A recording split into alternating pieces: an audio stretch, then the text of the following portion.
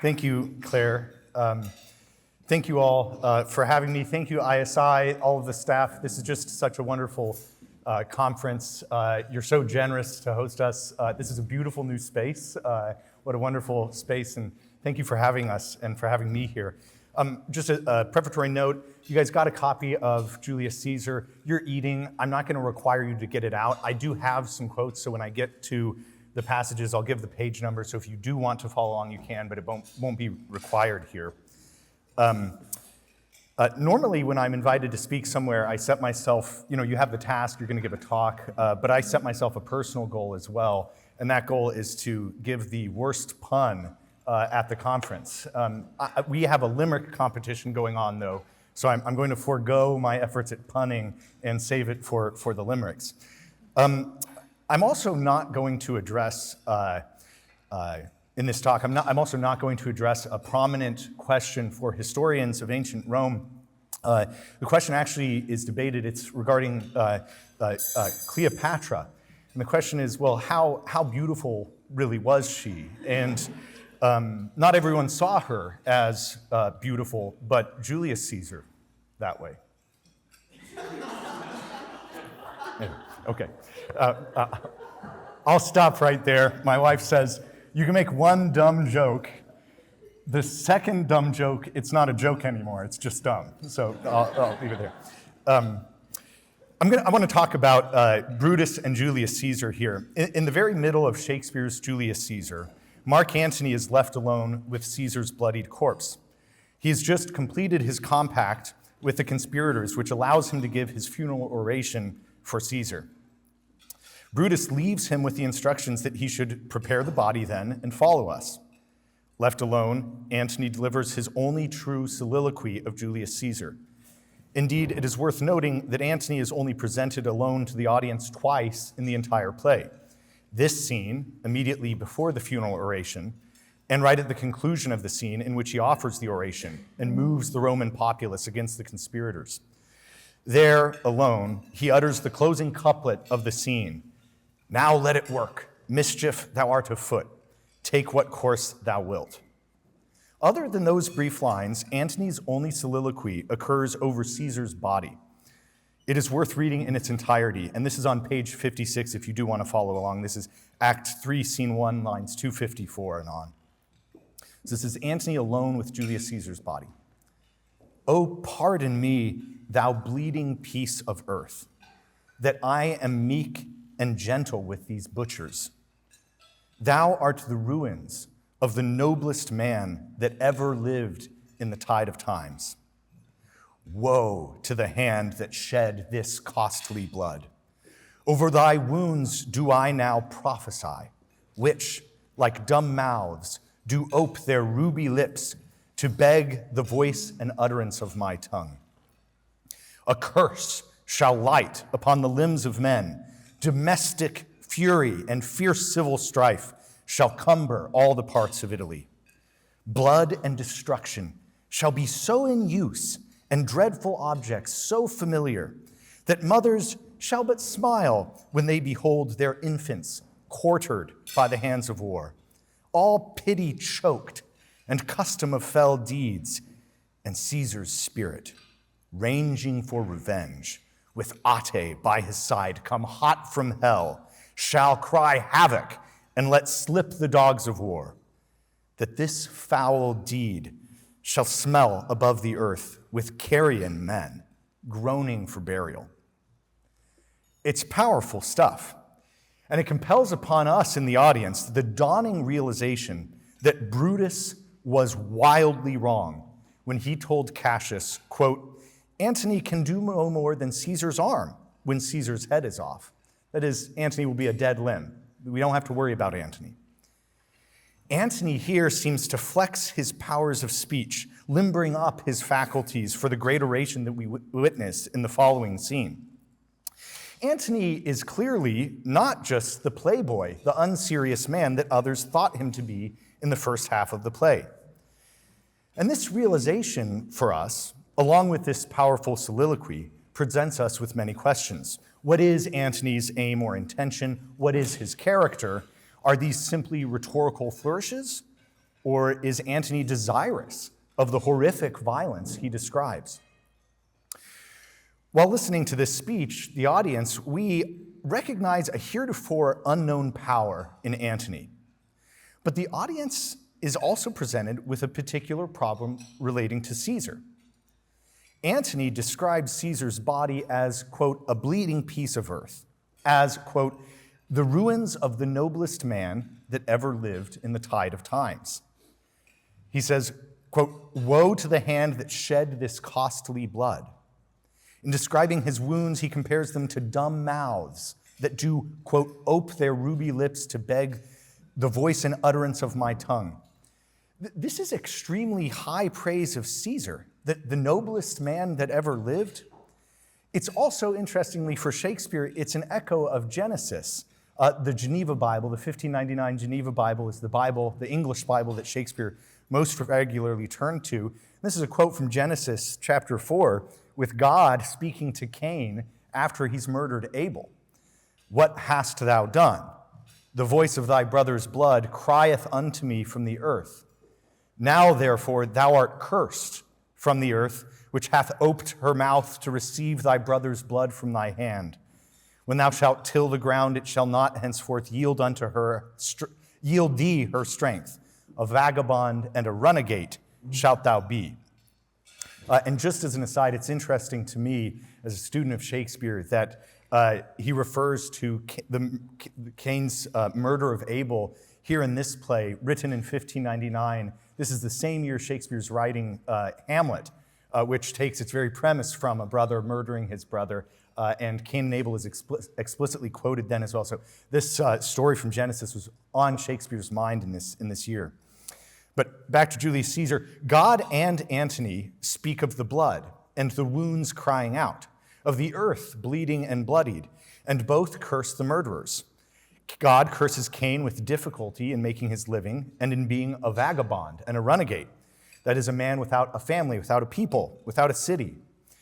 Antony similarly declares, quote, a curse shall light upon the limbs of men, domestic fury and fierce civil strife shall cumber all the parts of Italy.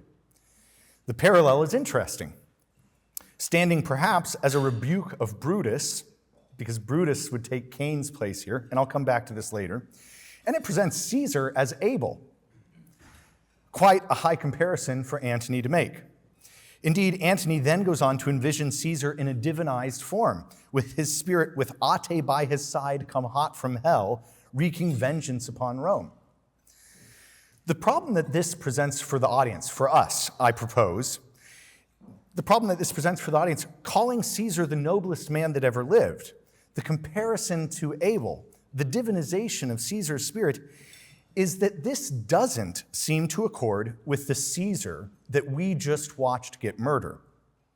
Certainly, Caesar might be pitiable in the way he is butchered, but that doesn't make him the noblest man, nor does it make him a God-pleasing patriarch, nor yet a divinity. The Caesar we have come to know through the first half of the play is very much a mere man.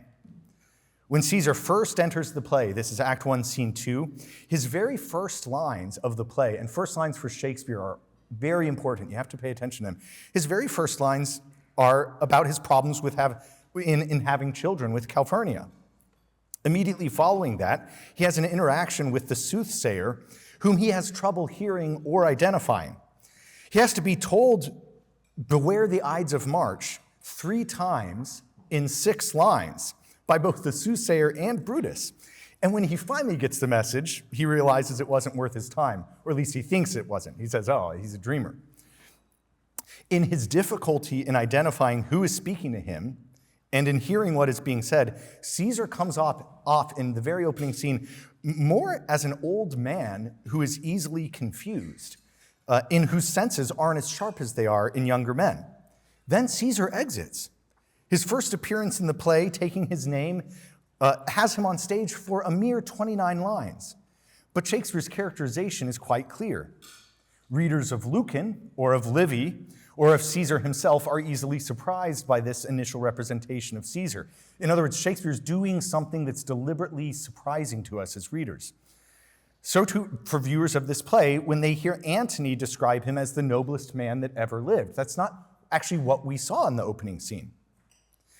After all, from that opening scene, in the ensuing scenes, Caesar does not come off much better. While he makes an astute judgment to Antony about Cassius's envious and uneasy disposition, he concludes the speech saying, quote, "I tell thee rather what is to be feared than what I fear, for always I am Caesar. Come on my right hand, for this ear is deaf, and tell me truly what thou thinkest of him." The irony in Shakespeare's characterization is unmistakable. Caesar is so unself-aware that he reveals his very human frailty immediately after he boasts about being Caesar, a creature who does not need to fear what is to be feared.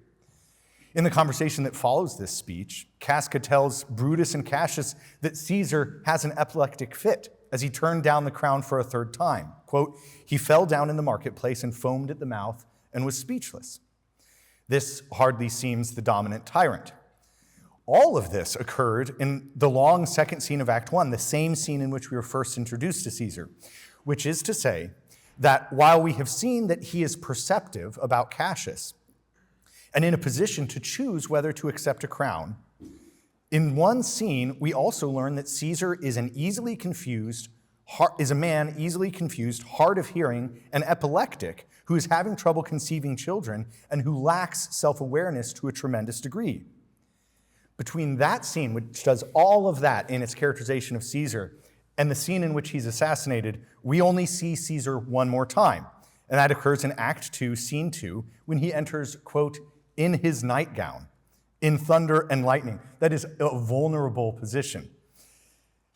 In that scene, he enters in thunder and lightning. He remarks that Calphurnia has cried out 3 times in her sleep about his murder. Then he sends a servant to order the priest to perform sacrifices to get the auguries. In this scene, Caesar flip-flops about whether to go to the Capitol. Initially, he is determined to go. Then he is persuaded not to by Calphurnia's fears. Then he is manipulated into the opposite decision by Decius's construal of the dream's meaning. Despite the fact that Caesar describes himself as, quote, "constant as the northern star," just a little later that morning, he is clearly able to be moved by those around him and is subject to their persuasions. This is a really important point, and I'll return to this later. For now, however, I want to stress that in the only other scene in which we see Caesar before he is murdered, he appears in a vulnerable condition, his nightgown and his indecision. He worries about dreams and omens, and he is moved by flattery and by his kneeling wife. Again, Shakespeare gives us a Caesar who seems quite human, rather than a steely colossus bestriding the world. Given this context, we can restate the problem for the audience or the reader with renewable force. How can Antony call that Caesar, the Caesar Shakespeare's given us, how can he call that man the noblest man that ever lived? How liken him to Abel? How divinize him? Given what we have seen of Caesar, is that intelligible to us as audience members? If it is not intelligible, then why does Shakespeare give Antony such a speech, especially at such a moment when Antony is surprising us with his new powers of rhetoric as well? In his book, Romans, according to Shakespeare, Michael Platt describes this as, quote, "the mystery of Caesar." He writes, "The mystery of Caesar is too much to bear. Indeed, it is hardly noticed at first. While Caesar is alive, it is his appearance of humanity and frailty which are apparent. But once dead, he grows in size, his vast and ghostly shadow lengthening until it overtakes the fleeing conspirators Brutus and Cassius. The divine Caesar emerges belatedly after the all-too-human Caesar has expired and makes us mistrust our powers of first perception. Shakespeare makes the reader's experience of Caesar resemble Brutus's experiences. We, like Brutus, underestimate Caesar at first. Perhaps we feel some disappointment with the great man we had expected. But once dead and his victory apparent, we are seized with the sense that we have missed something, been inattentive, that we've nodded. Just as Brutus looks back over his shoulder in the play in remorse, in hope of clearing his will, in haste to submit to fate, so we look back feeling that something has eluded us, end quote. Shakespeare's art here arrests the audience's attention, first with Antony's startling rhetorical power, and then with the growing sense that it is Caesar, after all, who rules the rest of the play and who will rule the empire, as each emperor takes the name of Caesar after his assassination. It's also interesting just at the end of the play that both Brutus and Cassius, even as they're wanting to be killed in their defeat, they want to be killed the way they killed Caesar. That is, they want their friends to kill them. They want to die like Caesar. They want to emulate him. This mystery of Caesar helps us identify certain elements that I consider central to Shakespeare's concerns in this play.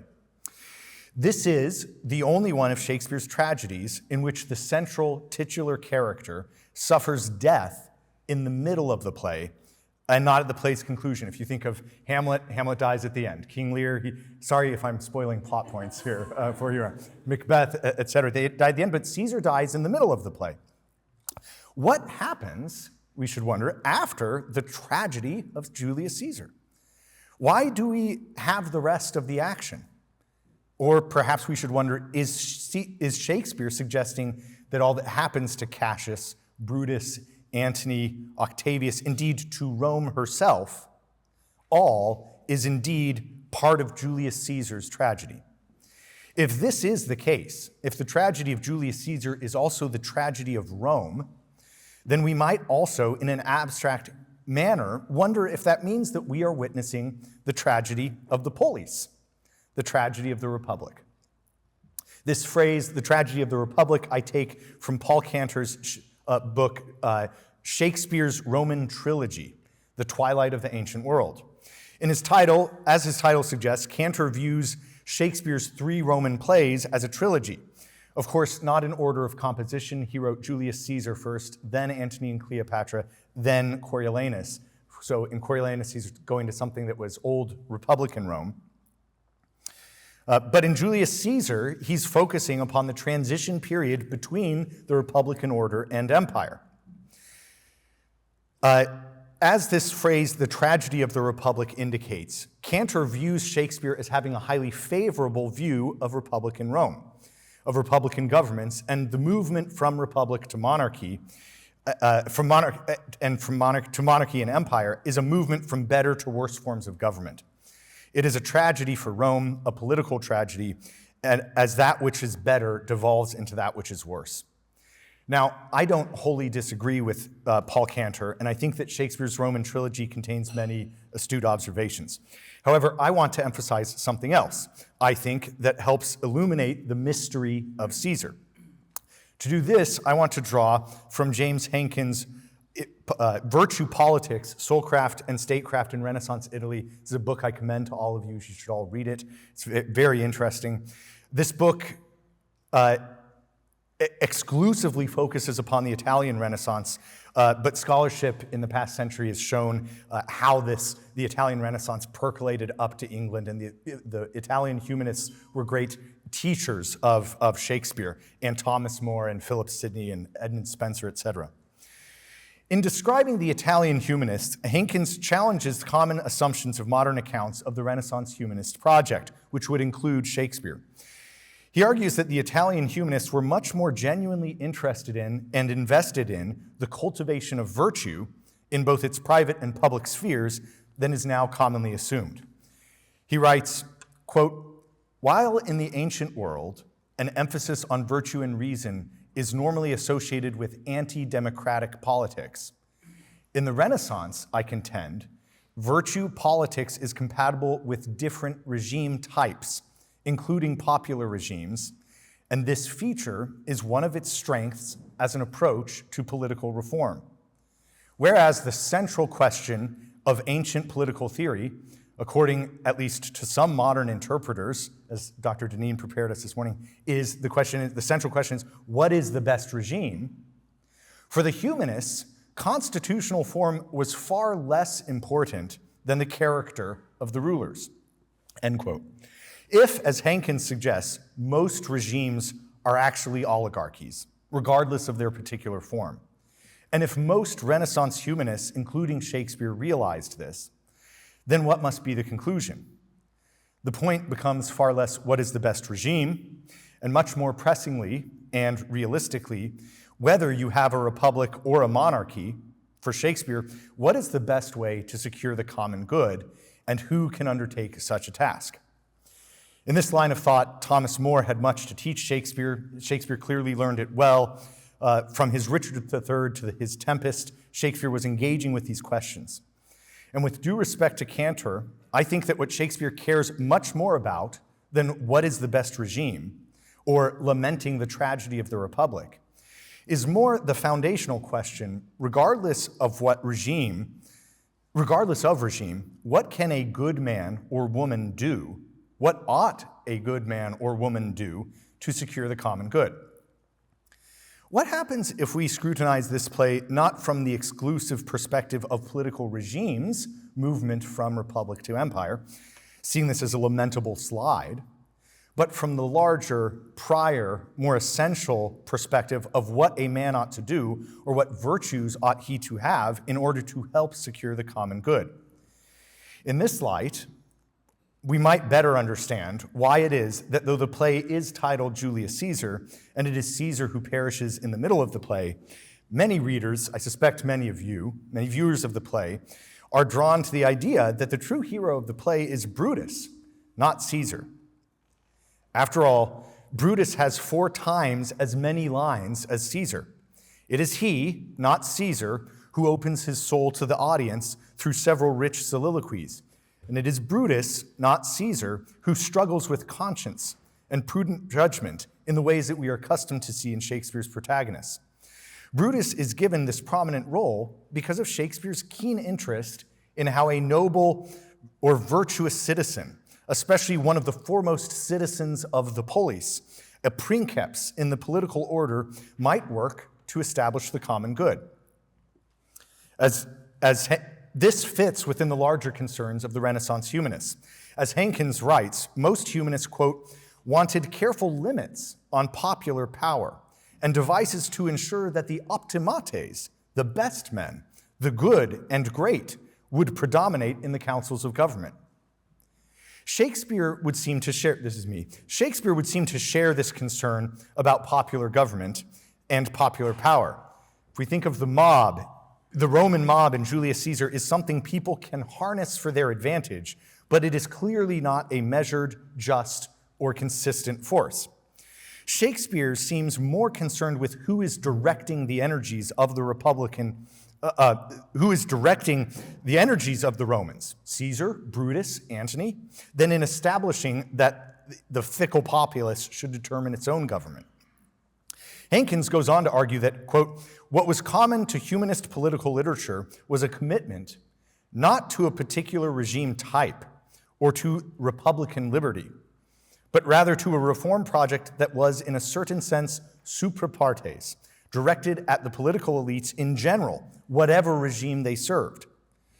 What the humanists wanted was to, quote, rebuild Europe's depleted reserves of good character, true piety, and practical wisdom, end quote.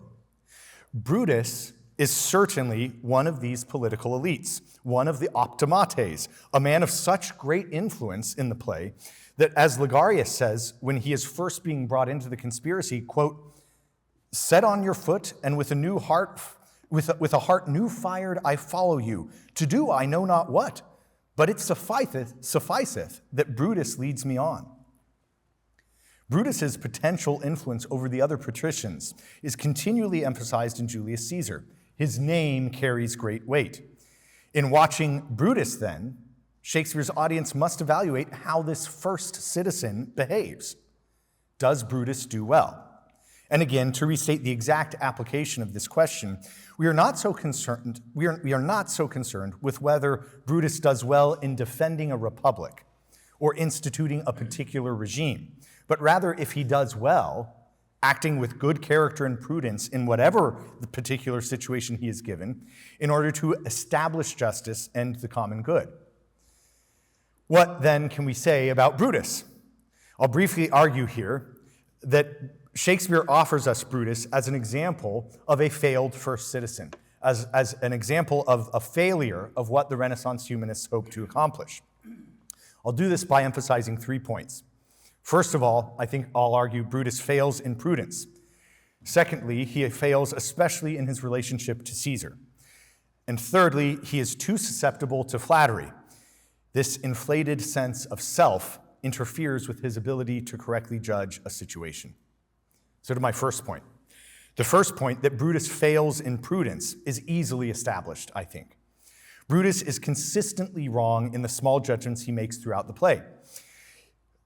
He is wrong when he concludes that the conspirators should not harm Antony alongside Caesar, declaring Antony, quote, can do no more than Caesar's arm when Caesar's head is off. What a miscalculation.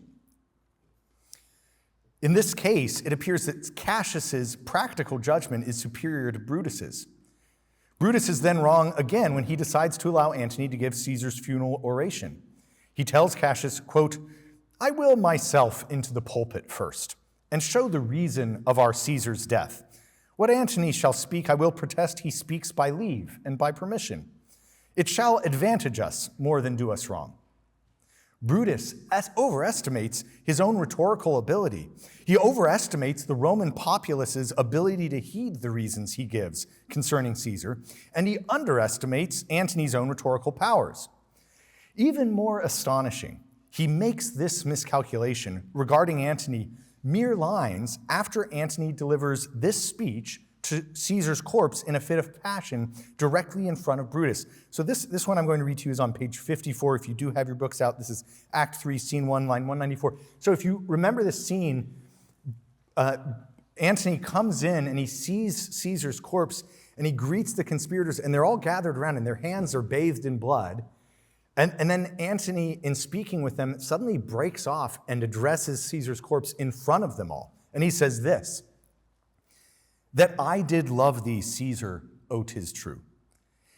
If then thy spirit look upon us now, shall it not grieve thee dearer than thy death, to see thy Antony making his peace, shaking the bloody fingers of thy foes? Most noble, in the presence of thy corpse, had I as many eyes as thou hast wounds, weeping as fast as they stream forth thy blood, it would become me better than to close in terms of friendship with thine enemies. Pardon me, Julius. Here wast thou bade, brave heart. Here didst thou fall, and here thy hunters stand, signed in thy spoil and crimsoned in thy lethe. O world, thou wast the forest to this heart, and this indeed, O world, the heart of thee. How like a deer strucken by many princes dost thou lie here. Antony's great love, and again, he's saying this in front of all of the conspirators. What should Brutus conclude from such language? Antony's great love of Caesar, combined with his power of expression, is prominently demonstrated to Brutus, but he fails to see it. Here again, Cassius appears to have the superior practical judgment, as he fears Antony's ability to move the Roman people. As a final example, Brutus is clearly shown to err in his decision to fight at Philippi in Act 5. Once more, Cassius demonstrates superior prudential consideration in the situation.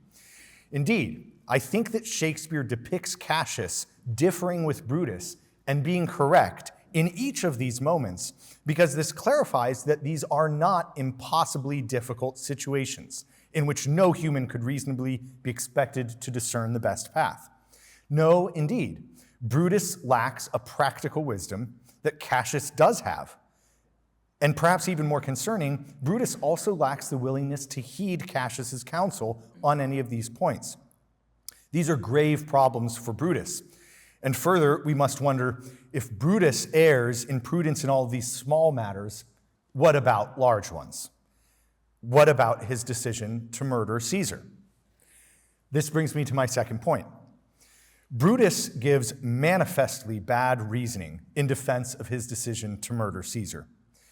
In the beginning of Act 2, we find Brutus unable to sleep and considering the murder of Caesar. This might remind us of another tragic figure from Shakespeare's stage who is unable to sleep and similarly murders his monarch, Macbeth. The comparison here is quite rich, but for this talk, I will confine my argument to Brutus. Brutus's soliloquy, and this is on page 25 if you have your text out. This is Act 2, Scene 1, line 10. Brutus's soliloquy begins with, quote, "It must be by his death."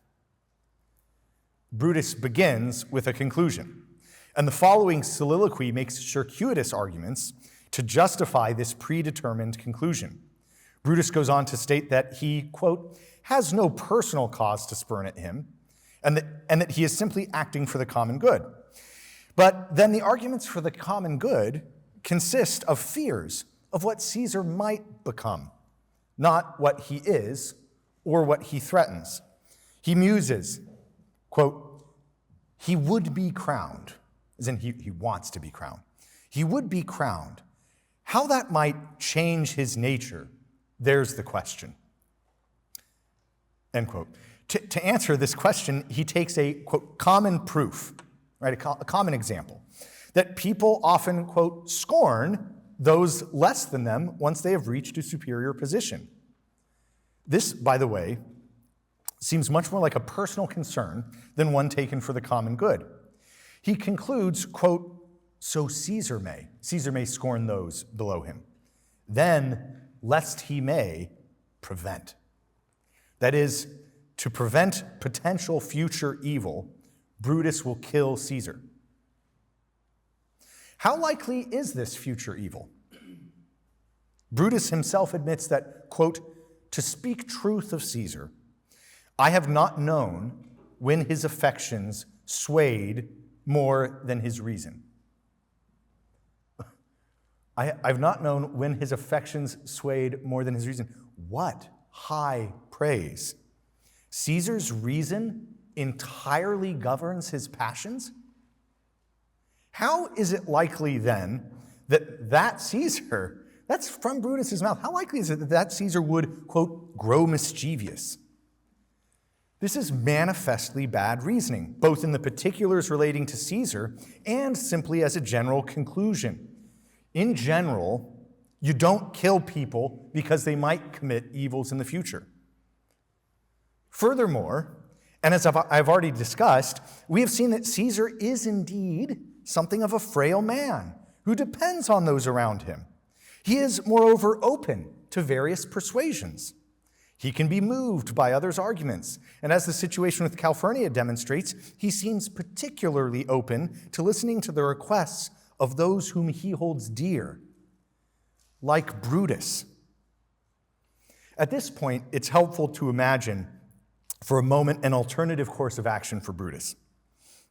What if, instead of saying it must be by his death, Brutus determined, "I must cultivate Caesar's love and do my utmost to offer good counsel"? Could we imagine Caesar being guided by Brutus? I think Shakespeare encourages us to see things in this light, which is part of our resolution of the mystery of Caesar. Why does Shakespeare present Caesar in such a human, such a frail manner? Precisely because this emphasizes the great good that Brutus could potentially do. Caesar is no god until after he's been murdered by Brutus. In fact, he seems like an old man needing the loving attention and care of a noble, virtuous counselor. Brutus could have been that, but he manifestly is not. Indeed, this helps clarify another curious feature of Shakespeare's play. While there are several references to the great love Caesar and Brutus have for each other, we never actually see that loving relationship on the stage. Indeed, aside from a few one-line comments, we never actually, Caesar and Brutus do not speak to one another. We don't witness a sustained conversation between the two, and we're only left to imagine the character of their friendship, their love. David Daniel observes in his notes to the Arden Shakespeare, Julius Caesar, regarding Caesar's last words, these are his famous last words, "Et tu, Brute, then fall, Caesar," which, by the way, is not in any of Shakespeare's Roman sources. Those last words of Caesar's, Shakespeare made those up. He added those, "Et tu, Brute, then fall Caesar. Quote, "It is, of course, the play's stroke of genius to limit the personal interaction between the two to this inarticulate moment. The little we see of Caesar and Brutus together encourages us to wonder about the actual nature of Brutus's supposed love for Caesar." This brings me to my third and final point. Shakespeare presents Brutus as a man most in love with himself, and this self-love renders him vulnerable to Cassius's flattery and is the primary reason he serves Caesar and Rome so poorly.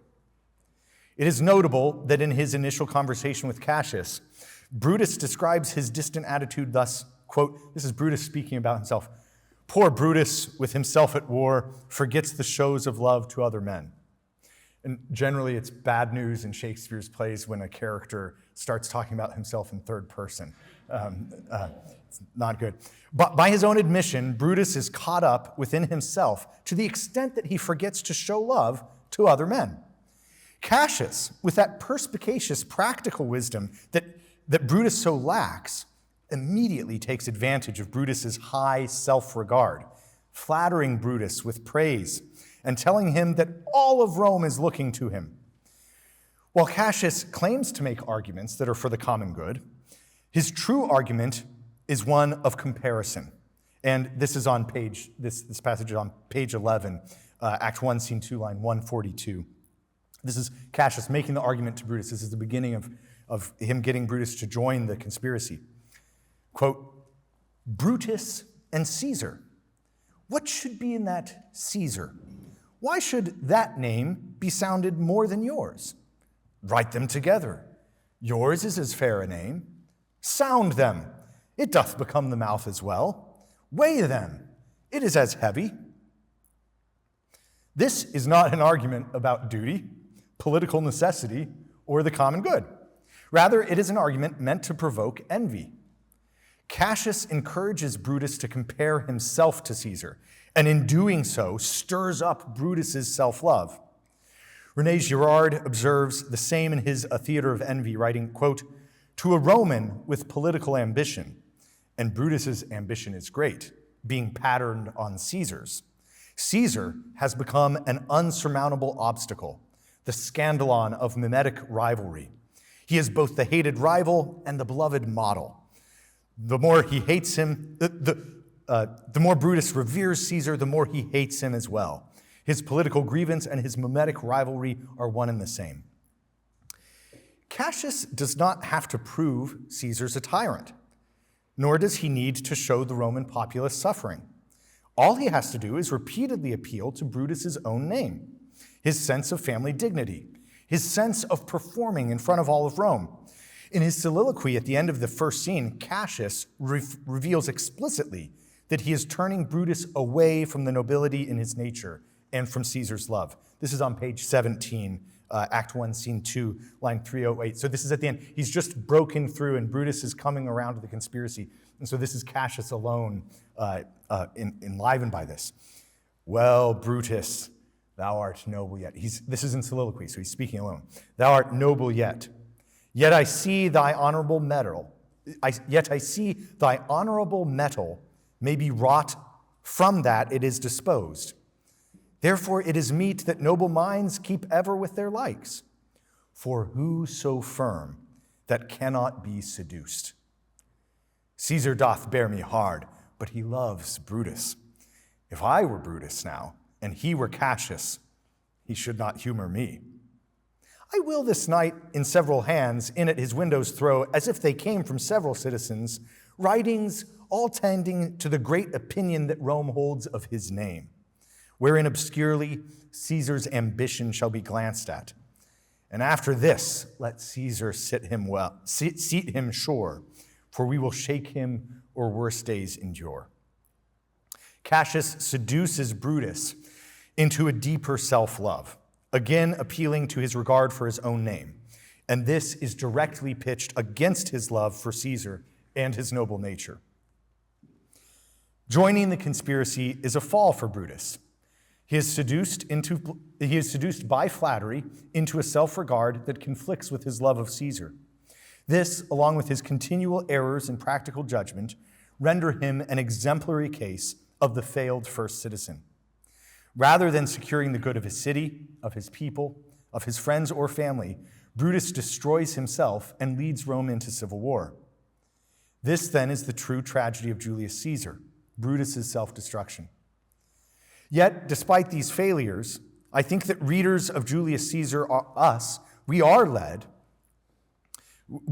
I think we can gather a good sense of Shakespeare's humanist encouragement of virtue politics. To close with one more quote from Hankins. Quote, "The humanists," this is Shakespeare, "the humanists were convinced that wise legislators might seek to shape souls by in external ways by laws and institutions. They might use law to corroborate and preserve what was good and fence out what was bad. But the real source of sound politics was the virtuous soul of political leaders and citizens.